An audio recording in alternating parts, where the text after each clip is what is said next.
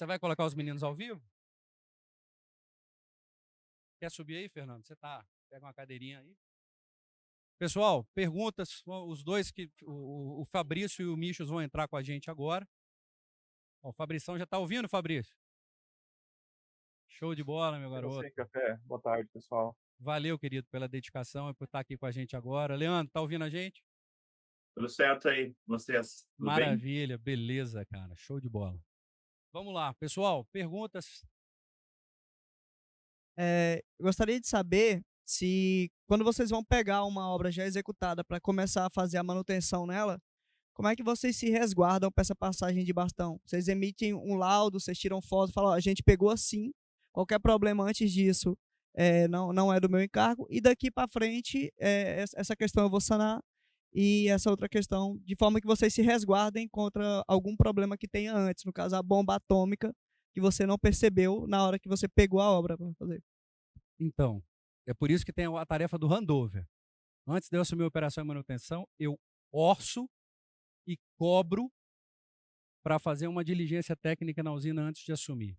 Então, antes de assinar o contrato de OIM, eu vou cobrar um handover, uma mão de obra que vai lá, com vários engenheiros técnicos, vão a campo, fazer tudo isso que a gente conversou, analisar tudo e falar assim, cara, tá aqui.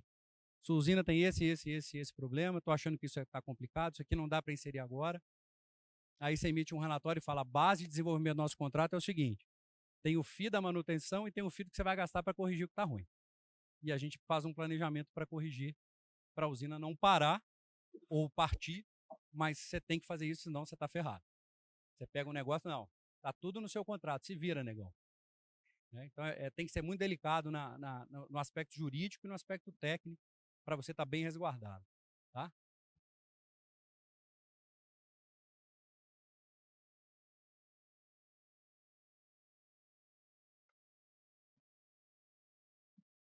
Boa tarde. Primeiro, parabéns aí por todas as apresentações muito boas mesmo.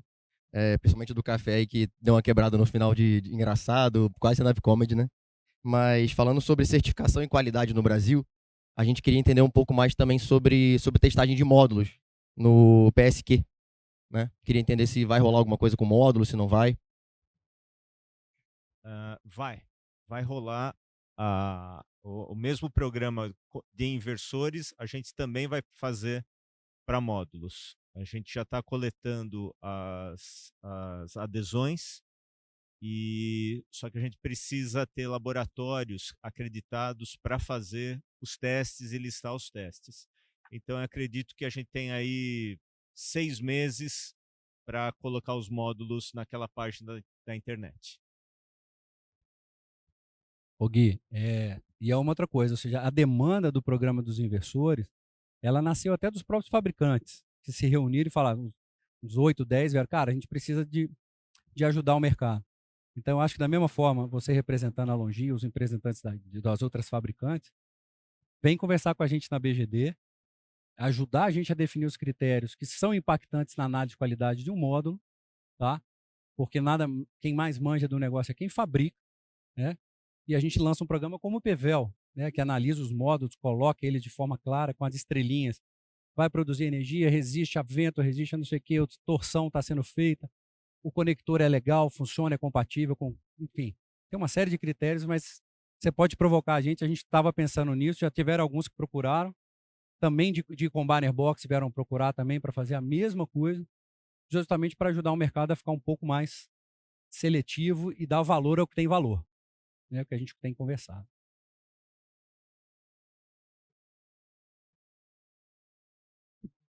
Opa. Na pegada da certificação, a gente vê que tem a certificação para instaladores. E como é que está a adesão também dos distribuidores de equipamento? A gente já vê que tem a Ecore, que lançou até uma certificação própria, acho que junto com a Totum também, para poder filtrar a clientela dela.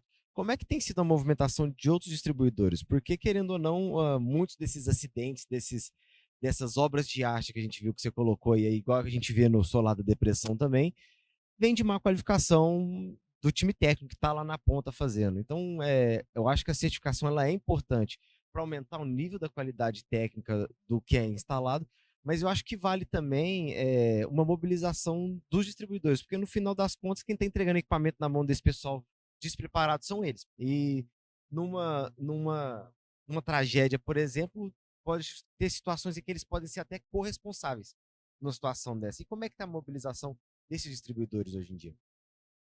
Bom, o que houve foi o movimento da BGD, criando a certificação do responsável técnico, ligou a ficha, né, fez cair a ficha de um distribuidor grande, que você colocou, Ecore, que ela decidiu, além de aceitar a certificação da BGD, fazer uma certificação própria também.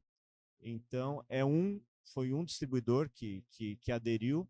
A gente tem contato com outros distribuidores, mas ainda não está num patamar de maturidade tão grande quanto da Ecore. Mas é um movimento que vai acontecer fatalmente com outros distribuidores, porque é isso que você falou, até para eles terem certeza do que estão fazendo com o equipamento e diminuir os custos de assistência técnica, de garantia que eles acabam tendo. Né? Ô, Gilberto, falando como distribuidor, quando eu entrei lá na Fortileve para instalar o nosso programa interno de qualidade, eu comecei pelos produtos que eu vou colocar. Né? Assim, vou selecionar e vou trabalhar com os produtos. O integrador, a gente está também tentando fomentar. O mais difícil que a gente identifica, na verdade, do ponto de vista da adesão, é que o próprio integrador na ponta não manifesta o interesse de querer se destacar. Ele não consegue perceber valor, a maioria não percebe valor em se destacar diante dos concorrentes ou não consegue se posicionar gerando valor nas propostas comerciais. É muito difícil. Tá? Mas e nesse programa do PSQ também, a boa parte dele foi gerado porque os distribuidores se falaram. E a gente se encontrou, falou, cara, é difícil, todo mundo vendendo para um monte de gente doida. E toda assistência técnica volta para o distribuidor. Porque muitos integradores vão sumir, como já acontece.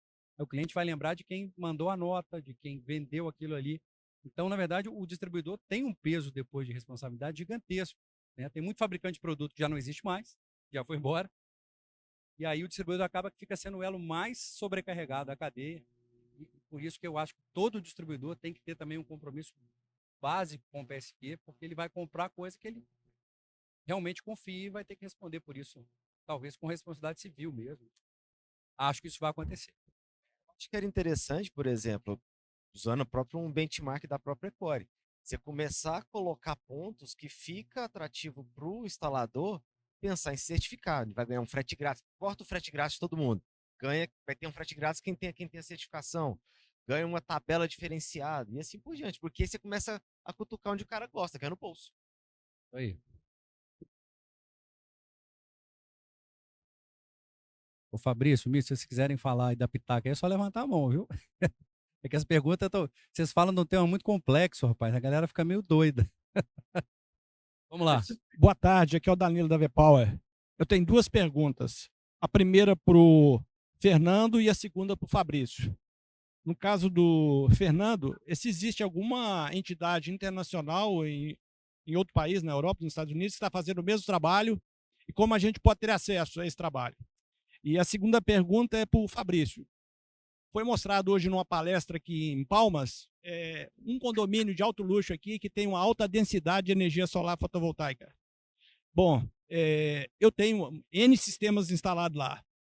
Um dos clientes estava reclamando que o inversor estava desligando direto, né, no horário de maior radiação, e realmente a gente estava acompanhando isso. Eu fui lá, desliguei o sistema dele e medi a tensão estava alta demais. Quer dizer, mesmo com o meu sistema desligado, a tensão estava alta. A infraestrutura da concessionária é insuficiente para a quantidade de sistemas que tem instalado lá. Um outro cliente do lado fez a mesma reclamação, não é cliente meu, eu fiz uma análise lá, fiz um laudo para ele, ele entrou na justiça contra a Energisa pediu 6 meses para equalizar a rede lá. Eu quero saber do Fabrício qual que é a posição dele sobre isso. Bom, em relação a programas internacionais, talvez eu passo a bola para o Leandro. Leandro, você podia comentar, quando a gente desenvolveu o nosso programa, a gente levou em conta alguns modelos, né, que existem em outros países. Vamos lá, passo a bola para você. Gente, foi uma discussão bem ampla sobre adotar alguma questão de fora. Existem alguns programas, um programa na Europa, um programa nos Estados Unidos, o próprio PVL, mas a maior parte desses programas, eles são programas que dão informações para os distribuidores ou para os integradores. Eles têm uma linguagem técnica um pouco alta e não são lineares para vários tipos de equipamento. Então, são específicos para um tipo de equipamento ou dois. Por exemplo, no PVL tem módulos e tem também alguma coisa de inversores, mas o maior foco é módulos, né? Então, tem algumas coisas, mas não é um programa transversal que pega os diversos elos do mercado e fazem essa avaliação. E vários deles tem é uma revista, uma empresa que tem patrocínio de próprias empresas, patrocínio de marketing, né? No próprio programa diretamente. Então, isso também é algo que dá uma credibilidade, às vezes, um pouco, como é que eu vou dizer, meio conflitante, digamos assim, né? Em termos de uma revista que publica resultados de um programa de testes, mas tem patrocínio. Não que pode ser que seja totalmente independente, mas pode ser que tenha alguma vinculação, que perca um pouco de credibilidade pública. Então, a ideia é fazer um programa com um senso maior, mais ligado a um programa de acreditação mesmo. Esse programa aqui nosso, embora os requisitos sejam mais dinâmicos e mais voltados para a aplicação, ele tem uma estrutura de funcionamento muito similar a um programa de certificação de produtos, usando toda a técnica e toda a infraestrutura de um programa acreditado por um órgão, né? Então, porque tanto a certificadora ela é acreditada, quanto o laboratório é acreditado.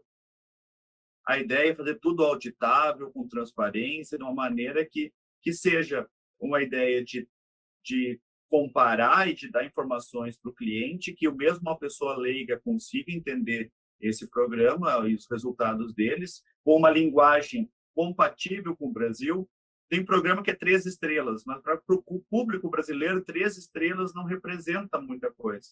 Nosso público está mais acostumado por fazer em estrelas, 5 estrelas, que é o que, desde hotel, NCAP, vários índices usam 5 estrelas para indicar que tem um nível mais alto, digamos assim. Então, foi nessa ideia, analisando essas questões todas, você chegou aqui copiar ou organizar. E esses organizadores foram ou empresas privadas independentes ou ligas de empresas, né? E esse caso aqui é uma associação que não é das próprias empresas em si. Essa associação é do usuário final. A associação da ABGD, o maior foco dela é o integrador e instalador, não é o fabricante de equipamento. Então, tem essa vantagem de ter essa maneira de enxergar também, sob o ponto de vista do usuário, o que é importante para ter os itens das estrelas, analisando não só aspectos, talvez, importantes para o fabricante, mas para quem vai utilizar. Então, essas foram algumas premissas, e essas premissas não foram criadas por mim ou por Fernando, isso foi criado, boa parte foi a BGD que trouxe, Café e catalisou várias dessas demandas, catalisou a ideia das estrelas, dos índices, dos fatores de indicação serem bem amplos, que uma pessoa leiga consiga identificar, consiga entender suporte, confiabilidade, funcionalidade, segurança e desempenho.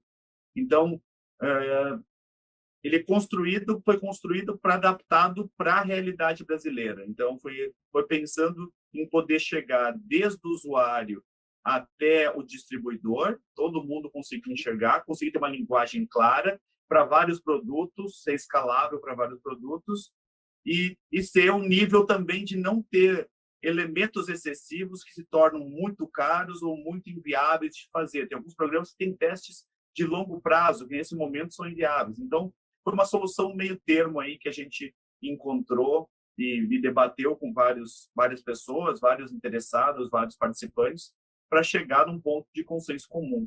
Então, foi mais ou menos por essa visão que foi construído essa ideia. Não está plenamente fechada ainda, é óbvio, né? Mas ela está em caminho e é uma construção coletiva. A gente tem que pensar sempre que esse programa ele tem um objetivo muito maior de melhorar do que de punir. A ideia toda é fazer com que o mercado melhore, não é para achar punição. Ou seja, a gente vai tentar fazer com que as empresas que não tiverem bom desempenho consigam progredir e melhorar. É o senso que eu falo de professor, não o senso de vestibular que é para limitar, e sim de professor que ao longo do processo os alunos, que são as empresas, melhorem seus produtos e consigam melhorar o todo. Essa eu acho que tem que ser o senso, isso tem que ser para todo o mercado, a gente tentar fazer esse aspecto de tentar mobilizar pela melhoria e fazer com que quem não se desempenhou também não seja punido para sempre, sim, possa melhorar seus equipamentos, seus produtos e ter um melhor desempenho no futuro. Eu acho que esse é o grande senso que nós queremos sair e trabalhar não para queimar o mercado, mas para depurar e melhorar ele. Então, tem que ser esse é o sentido que desde o início a gente buscou trabalhar. E, às vezes, algumas pessoas entenderam que a ideia é punição. Não. A ideia é balizamento, se comparar um com os outros, avaliar e nós trabalharmos no caminho de termos produtos melhores cada vez no mercado. Maravilha. Fabrício, tem uma para você. Você ouviu? Ouvi sim, ouvi bem. Obrigado pela pergunta. O colega, eu não gravei o nome do colega, né, mas ele descreveu um caso muito típico aí de capacidade de hospedagem, né, de geração distribuída ao longo de um alimentador ou de uma região, né. É um tema, assim, é um desafio mundial, né, e é um tema, assim, que no primeiro momento afeta mais as distribuidoras, né, essa questão de como controlar sobretensões em lugares com alta densidade de GD, né. E aí a solução ela tem duas abordagens, né? A solução tradicional que a gente no Brasil aplica nessas situações, né? De evoluir, de repotencializar a rede, né? Para diminuir a impedância aí vista do ponto onde está tendo problema para a rede de alta tensão, né? Aumentar aí o nível de curto-circuito para controlar as tensões. Então, assim, a gente tem uma série de obras sendo feitas aí pelas distribuidoras para resolver esse tipo de coisa. Mas a segunda questão que a gente precisa melhor explorar no Brasil soluções sem fio, né? Soluções que não demandam obra. Que aí eu faço um link com a apresentação do Michels, né? Que é os geradores distribuídos, os inversores, entrarem em operação já auxiliando no controle da tensão, né? Entrar aí com um controle volt-watt, um controle volt-var, para começar a auxiliar, para não precisar sempre de obra, né? Os inversores, quando eles entram com esse tipo de controle, eles maximizam a quantidade de inversores que podem entrar no mesmo ponto sem que esse tipo de problema aconteça, né? O que acaba aí postergando um tipo de obra nesse sentido, né? Então, a solução a gente precisa otimizar essas duas ações, né? Em alguns casos não vai ter jeito, a gente precisa fazer uma obra, precisa, né? Às vezes a rede está muito fraca, então, eventualmente, algumas situações, né? Não é nem a geração distribuída, até antes dela entrar já tinha um problema, né? Em situações rurais, isso é bem típico, né? Onde a capacitância das linhas é bem alta. Mas em outras situações, a gente precisa também desse auxílio aí dos inversores. A nova lei, né, que foi publicada no início desse ano, ela dá margem para as distribuidoras começarem a fazer esse tipo de contratação, e isso a gente espera que isso no futuro, né, permita uma maior penetração dos inversores, minimizando aí o custo, né, para todos os atores, né, até quem tem ou até quem não tem em relação à tarifa, né. Então, assim, esse problema é desafiador, ele vai infelizmente ele vai aumentar, porque essa penetração aumenta bastante, mas as soluções, ela passa aí obra e utilização de recursos dos inversores para minimizar esse problema. Obrigado. Valeu, Fabrício. Obrigado. Pessoal, mais perguntas? Hein? Não? Karen? Roberto? Não mais? Vamos lá, nós temos mais uma ali.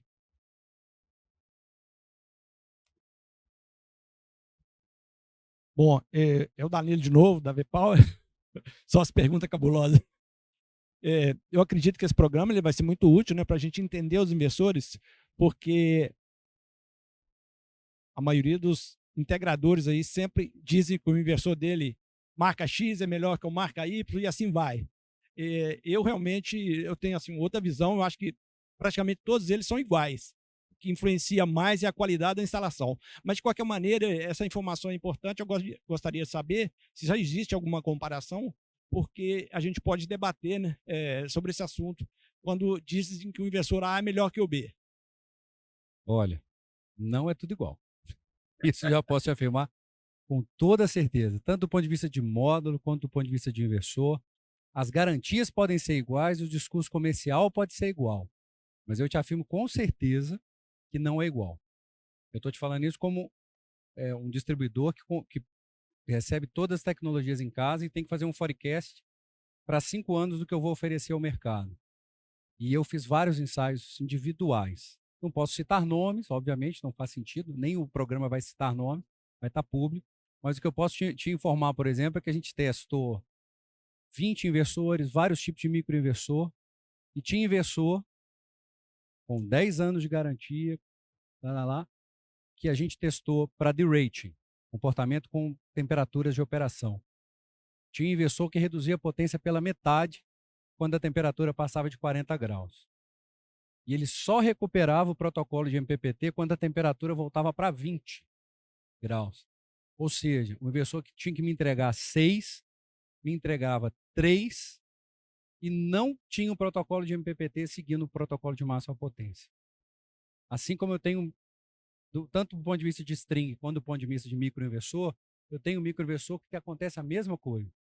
A temperatura é tão alta na operação que ele perde o protocolo, perde a potência ativa e o derating é tão grave que ele demora muito para recuperar a potência máxima. Ele tem que refrigerar lá na ponta para depois voltar. Isso é só um dos critérios que nós analisamos. Tá? Do ponto de vista de segurança, eu tive inversores, por exemplo, que não atendiam ao básico do Inmetro, que era proteção contra choque elétrico do instalador na carcaça. Não passou nenhum dos testes. Ou os testes que o Fabrício citou, que o Miquicho citou, com relação a ilhamento, tempo de ilhamento, nível de tensão. Então, eu posso te afirmar com certeza que não é igual. E o programa, na verdade, nasceu por conta disso.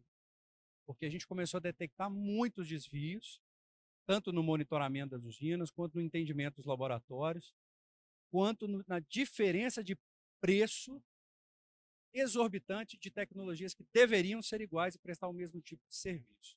Tá? Então, é por aí que o programa nasceu. Ele não é punitivo, mas a ideia é, vamos jogar todo mundo no mesmo jogo, ou pelo menos quem for Fusca é Fusca, quem é Ferrari, e vamos jogar de uma forma mais sensata para isso funcionar. Beleza? Quer complementar? Respondi? Acho que, Fafé, eu acho que nós tivemos tantos ensaios aqui já, e é isso que a gente sempre, o pessoal tentava falar que é tudo igual, mas tem muita diferença de qualidade em produto e desempenho, e que pune o usuário muitas vezes pune o usuário, seja por durabilidade, muitas vezes pune por desempenho, ou seja, ele reduz muita potência que ele pode entregar, e isso vai produzir aí 15% a menos do que deveria, principalmente em climas quentes, tá? Em climas tipo de Palmas, região norte, vai punir muito inversor aí em aplicação de clima quente, que vai reduzir a potência em condições normais de operação, não tá. Existe, se a pessoa comprou um produto de baixa qualidade, ela está sabendo já desde o início que aquele produto não era um produto de primeira linha. Acho que na primeira linha, o que a gente fala em critérios, e também é importante que o Café fala, é que um produto que é bom em segurança não quer dizer que ele é bom em tudo. Eles são variáveis. Tem um que é bom em segurança e é ruim em desempenho. Outro é melhor em desempenho e é ruim em funcionalidade, e assim sucessivamente. Então, por isso, as estrelas estratificadas são importantes para mostrar no que o produto realmente tem maior pontos positivos. Isso não vale só para inversor, vale para todos os equipamentos da linha. Isso aí. Foi legal, amigo. Você complementou um negócio que eu queria complementar a minha. De todos os inversores que a gente ensaiou, teoricamente, nos critérios do PSQ, nenhum seria 5 estrelas. Porque foi o que o Mitch falou. Tem um cara que é top em segurança, mas falhou no derating.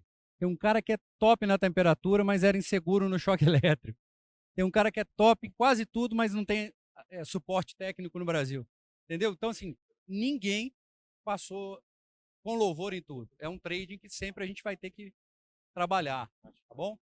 Vamos lá. Eu queria, na verdade, ele ia fazer a pergunta, mas eu queria complementar com uma avaliação, né? Eu acho que o mercado solar aí também é muito parecido com o mercado de celulares, por exemplo, né? Quando você vê uma Apple, uma Samsung, uma Motorola, é tudo muito parecido, na verdade, vários mercados são semelhantes.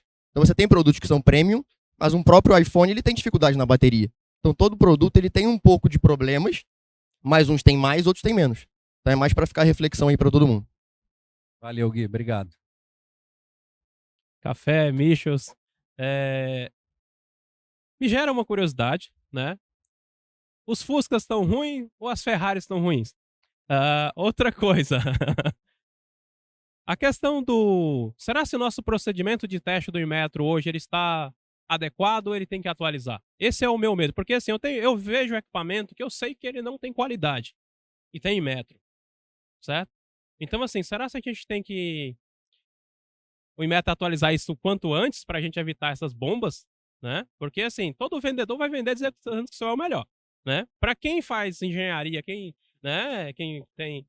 Por olhar, você já tem a ideia, né? Pelo funcionamento, você já tem a ideia. Pelo componente eletrônico que você vai vasculhar, tem a ideia. Tem alguns fabricantes aqui mesmo que a gente já solicitou os testes deles, nunca recebemos. Então, assim, e são muito instalados. Então, isso, será se é medo de mostrar o que realmente é? Né? Essa é a minha preocupação. Porque tudo passaram pelo Inmetro. Não. Não? Michels, manda ver. Não. Muitos nunca passaram pelo Inmetro. Eles depositaram um relatório lá no Inmetro que ninguém sabe, não passou por nenhum laboratório acreditado pelo Inmetro. O laboratório internacional não é a rede Inmetro. Tá? Tem muitos equipamentos que não passaram pela rede Inmetro.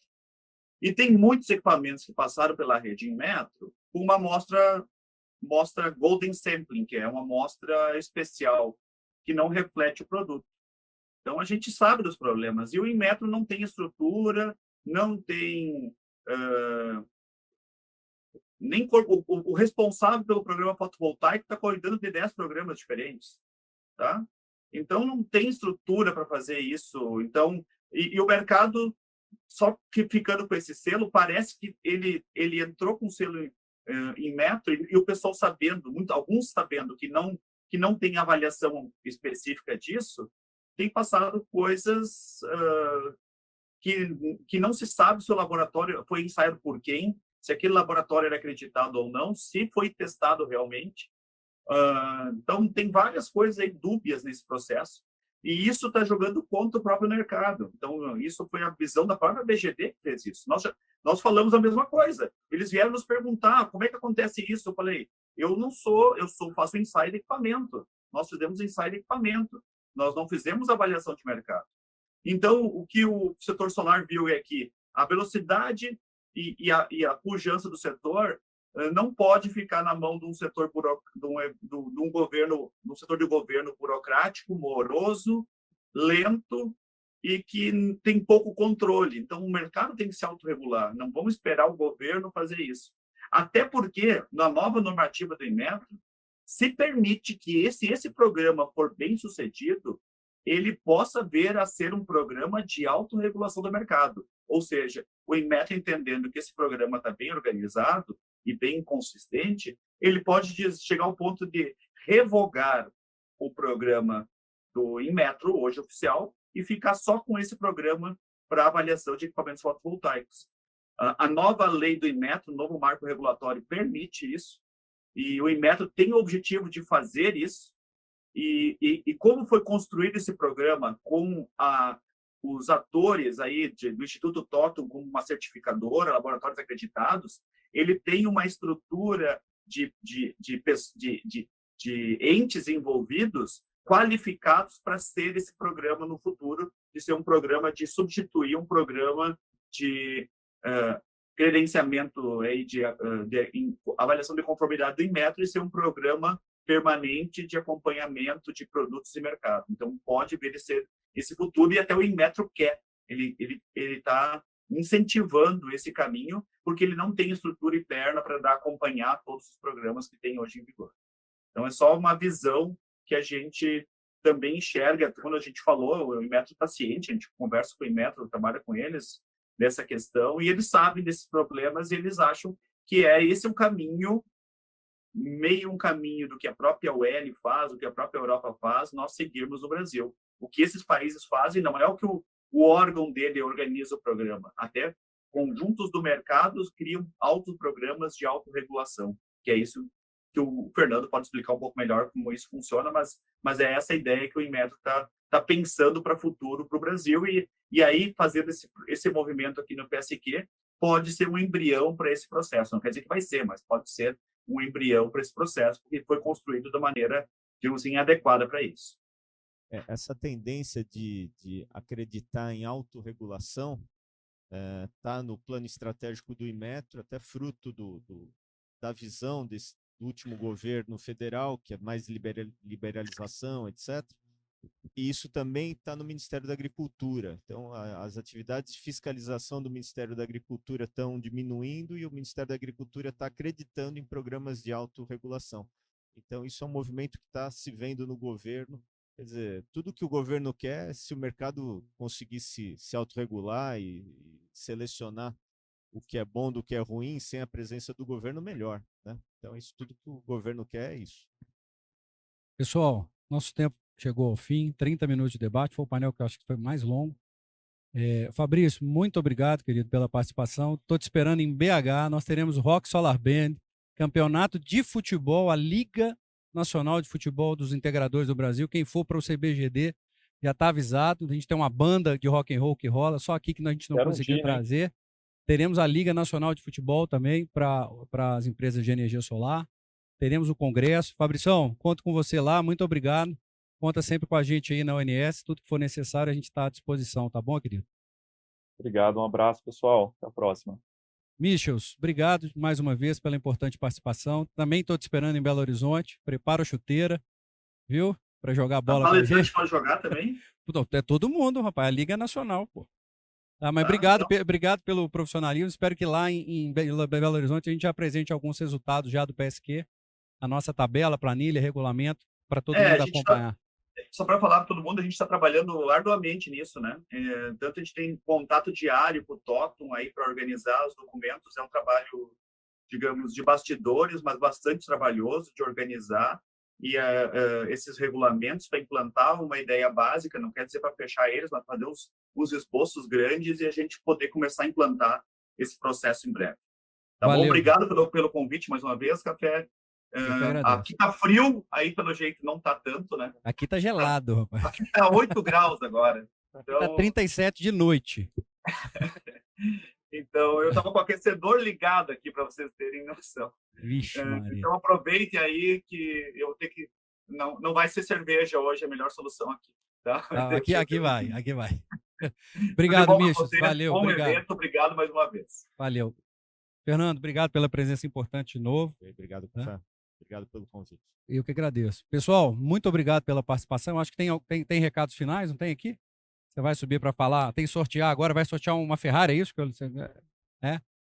Pessoal, muito obrigado de novo por vocês estarem conosco até o final. Espero que vocês tenham curtido bastante esse painel. As apresentações estarão disponíveis, os vídeos.